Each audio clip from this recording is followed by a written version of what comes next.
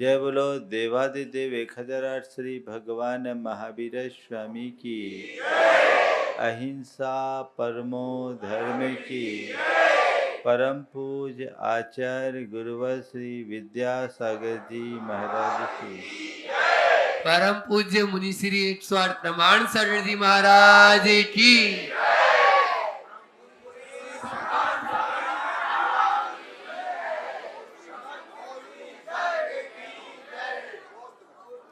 हम सब इस धरती के भाग्यशाली प्राणियों में एक है, क्योंकि हमें बहुत कुछ मिला है ना। उसमें देवरी बीनावारा क्षेत्र के लोग तो और ज्यादा भाग्यशाली हैं, जिनके क्षेत्र में गुरुदेव का 27 बार आगमन हुआ। अपने भाग्य की सराहना करते हुए एक बार जोरदार ताली फिर से बजा दें।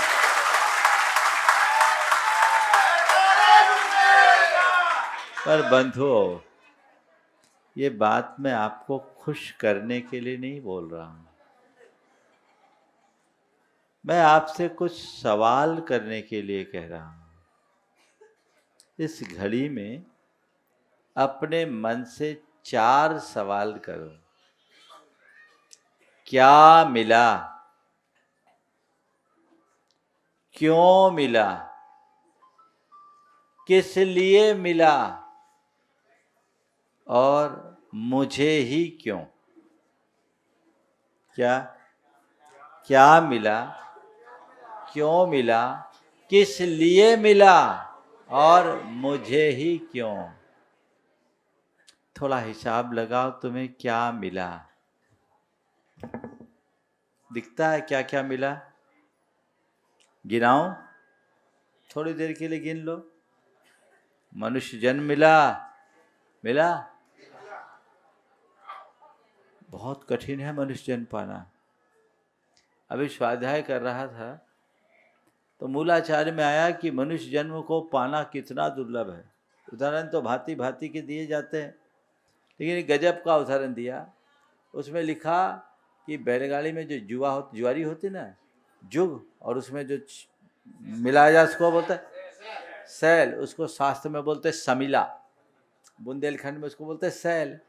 तो बोले समुद्र के एक छोर में युग को डालो और एक छोर में सैल को डालो, समिला को, और दोनों का मिलकर वापस फिट होना जितना दुर्लभ है, वैसे ही मनुष्य जीवन को खोकर दोबारा पाना उतना दुर्लभ है। लगता है कि मैं इस सृष्टि के सबसे भाग्यशाली प्राणियों में एक हूं। बोलो बोलो, तुम्हें अपने जीवन का हर्ष है? तो फिर रोते क्यों, दुखड़ा क्यों रोते हो?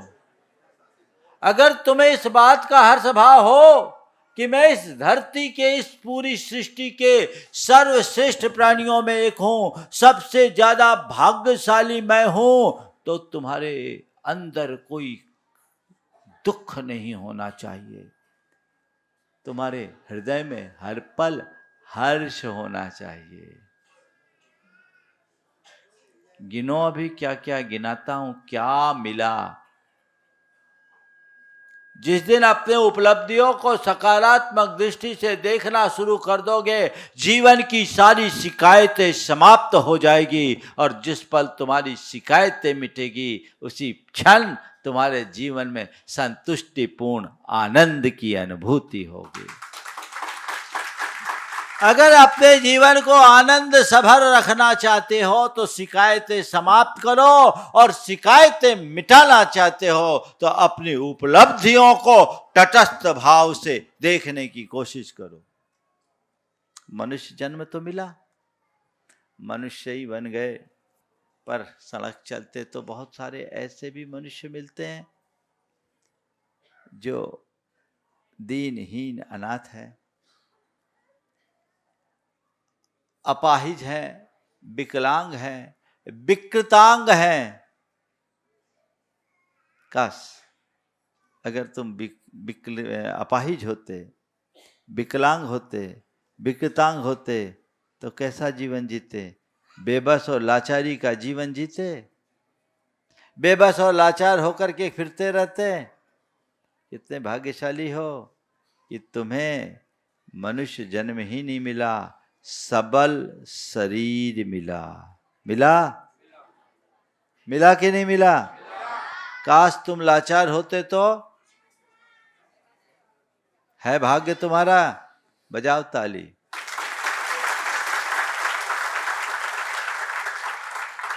और शरीर ही नहीं मिला। तुम्हें जन्म देकर तुम्हारे माँ बाप ने अच्छे संस्कार दिए,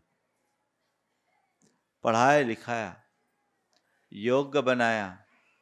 आज एक सभ्य और सुशील नागरिक के रूप में अपनी प्रतिष्ठापूर्ण जीवन जिंदगी जी रहे हो। जी रहे हो? अगर ये नहीं किया होता तो क्या होता? लुच्चा, लफंगा, आवारी और मवाली बन करके फिरते रहते, और क्या होता है? एक सभ्य इंसान के रूप में अपनी पहचान बनाए हो। भाग्यशाली हो कि नहीं? बजाओ। देखो, इतना ही नहीं, स्वस्थ शरीर पाया। तुम्हें ऐसी कोई बीमारी नहीं कि बिस्तर पकड़ना पड़े। चल फिर रहे हो, अपना सारा कार्य अपने दम पर करने में सक्षम हो भाग्यशाली। अब इशारा समझते जाओ। अरे दूसरों के स्वागत में तो हमेशा तालियां बजाते हो, कभी अपने भाग्य में भी बजा लो। इतना ही नहीं, तुम्हें धन संपन्नता मिली। आज तुम अपनी हर इच्छा की पूर्ति करने में समर्थ हो। तुम्हारे जीवन में किसी प्रकार का अभाव और अल्पता नहीं है भाग्यशाली। तुम्हारा भरा पूरा परिवार है, माँ बाप है, भाई बंधु हैं, परिजन है, बच्चे हैं। हो भाग्यशाली। नहीं होता तो कहीं अनाथालय में पलते होते। क्या क्या नहीं मिला। इसके साथ तुम्हारे लिए देव शास्त्र गुरु का समागम मिला। हो भाग्यशाली। हाँ, है ना भाग्यशाली। गुरुदेव आचार्य श्री का 27 बार सानिध्य मिला है भाग्यशाली। इसके बाद तुम्हें धर्म की रुचि जगी है भाग्यशाली। इतने धीमे।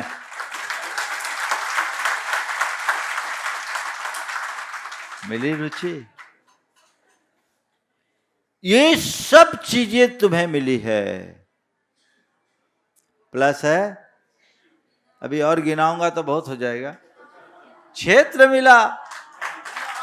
उसी के प्रभाव से हम इसको बीना ही बारा मान रहे हैं। कितने भाग्यशाली हैं। आचार्य श्री बिना देवरी को बिना बारा की देरी बोलते थे। इतना सब कुछ मिला, मुफ्त में मिला, गिफ्ट में मिला, कोई स्कीम में मिला। कैसे मिला? किससे मिला? क्यों मिला? पुण्य के योग से मिला। मिला ना? कितने पुण्यशाली हो तुम लोग। हो? पुण्य के योग से मिला। पर भैया किस लिए मिला? मौज मस्ती करने के लिए, गोरख धंधा में उलझने के लिए, भोग विलास में रमने के लिए, दुनियादारी में उलझने के लिए, किस लिए मिला थोड़ा बताओ तो सही, किस लिए मिला? बोलो। ये कह रहे धर्म करने के लिए मिला। लोगों की तो बोलती सी बंद है। किस लिए मिला?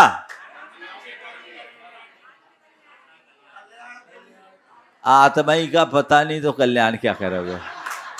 ये तो हमें संतुष्ट करने के लिए बोल देते हो महाराज, बोलते नहीं, बोलना पड़ता है। तो लोग कहेंगे महाराज देवरी की समाज बेवकूफ थोड़ी है, तो आप लोग बहुत समझदार है ना। किस लिए मिला? इनका सदुपयोग कर जीवन का उत्थान करने के लिए मिला ना। पुण्य के योग से मिला। पुण्य करने के लिए कि पाप करने के लिए? किसके लिए मिला? कर क्या रहे हो? बोलो, क्या कर रहे हो? किसी को आजीवन कारावास हो और उसको पैरोल पर थोड़े दिन के लिए बाहर रखा जाए तो नियम और शर्तों के साथ रखा जाता है कि ऐसे ही रखा जाता है?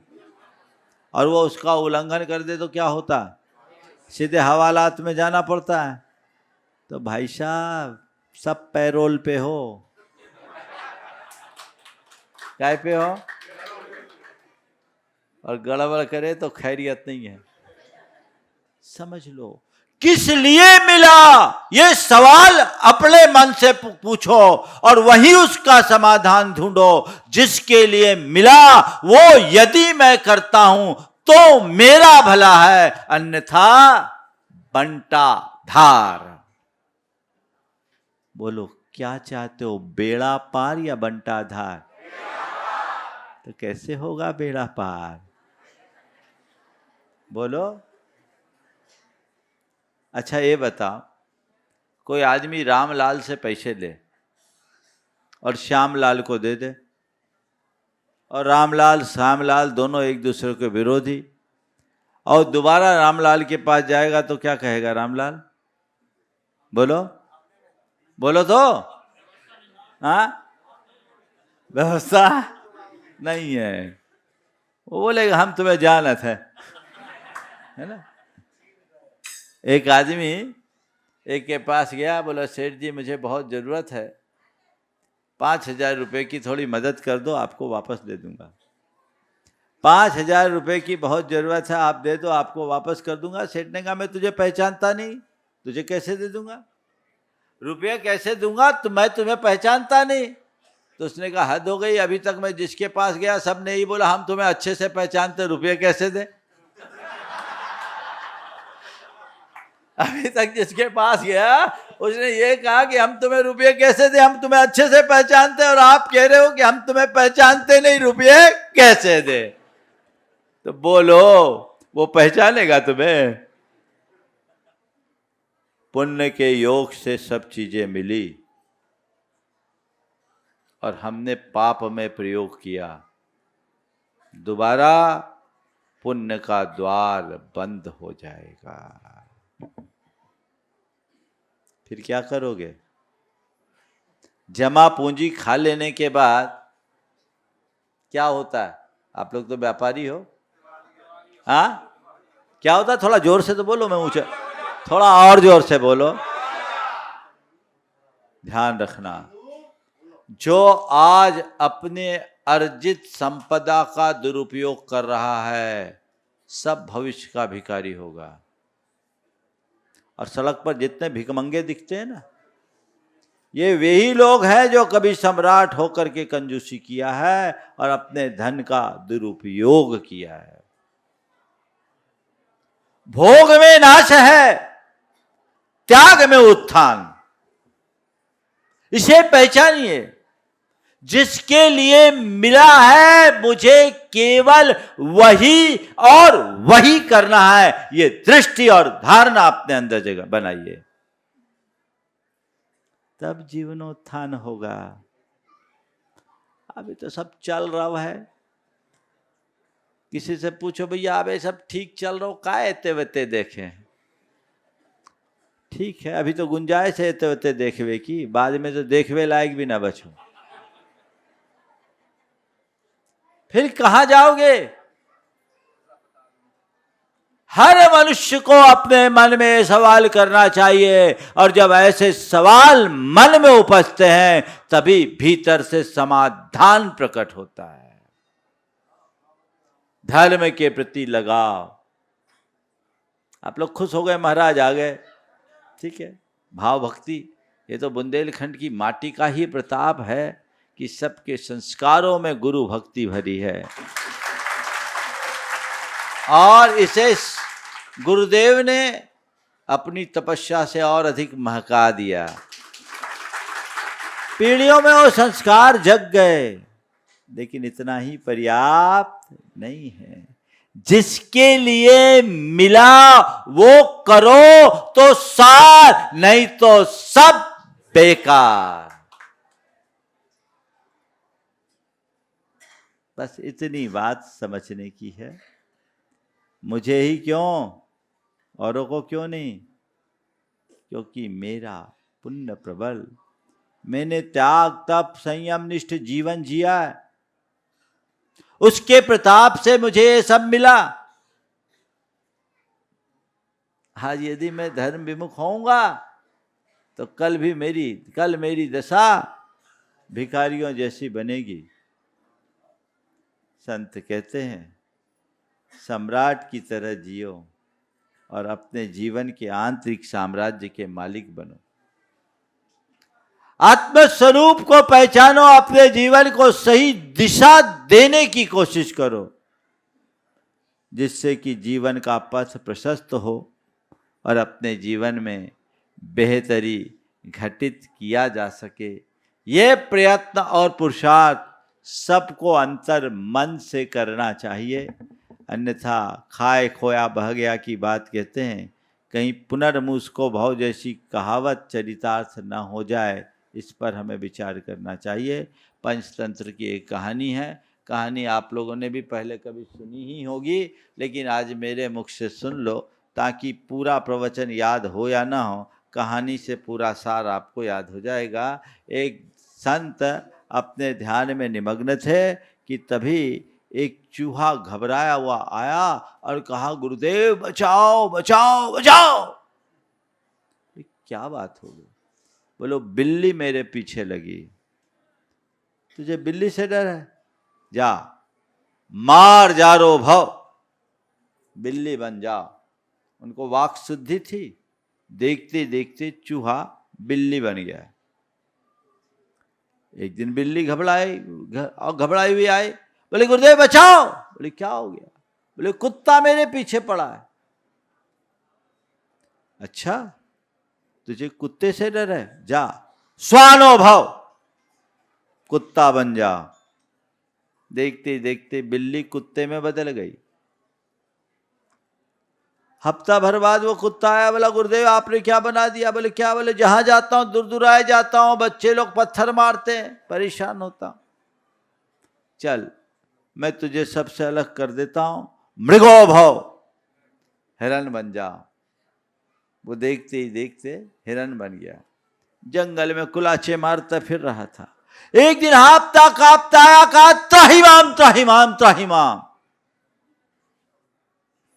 संत ने कहा क्यों घबराया था? बोले वो पीछे शेर आया। तुझे शेर से खतरा है, जाओ मृगेंद्रो भव, शेर बन जा। हिरण शेर बन गया। शेर क्या बना, उसकी बुद्धि भी वैसी हो गई। एक दिन शेर के मन में आया, अरे इन संतों का क्या ठिकाना, जो मुझे चूहे से शेर बना सकता है, नाराज हो जाए तो शेर से चूहा भी बना सकता है। तो अभी तो मैं शेर हूं, ये हाड़ मांस का पुतला इसके पास क्या बचा, अभी इसको रास्ते से अलग कर दो तो जिंदगी हमेशा शेर बन करके जीऊंगा। इसी मनोभाव से वो संत के निकट पहुंचा और उन पर झपटने वाला ही था कि संत ने उसके मनोभाव को ताड़ लिया और फट से कहा, पुनर्मूस को भव। शेर क्या बन गया? कहानी आपको रोचक लगी होगी, पर ये कहानी किसकी है पता है ना? किसकी है? बस चूहे की तरह हमने निगोद से अपने जीवन यात्रा की शुरुआत की, एक इंद्री से शुरुआत की, पुण्य के प्रताप स्वरूप बढ़ते बढ़ते नरभव पाकर शेर बन गए। जिस पुण्य ने तुम्हें शेर बनाया, उसी पुण्य को खाओगे तो वापस नरकों में निगोद में जाकर के सड़ने को मजबूर होगे। इसलिए ये दिशा, ये दृष्टि अपने अंदर जगा के रखना चाहिए। जा वाणी के ज्ञान थे सूझे लोकालोक, सो वाणी मस्तक धरो सदा देते हो ढोक। हे जिन वाणी भारती तोय जपो दिन रैन, जो तेरो शरणा गए सो पावे सुख चैन।